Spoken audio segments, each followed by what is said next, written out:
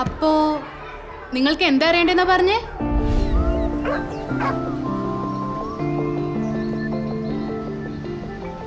എടോ, തനിക്കിപ്പോ എന്താ അറിയണ്ടേ?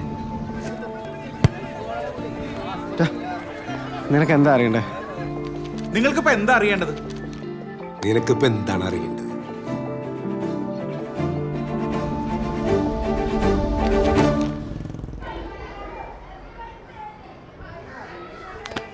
സത്യം സത്യം സത്യം സത്യം സത്യം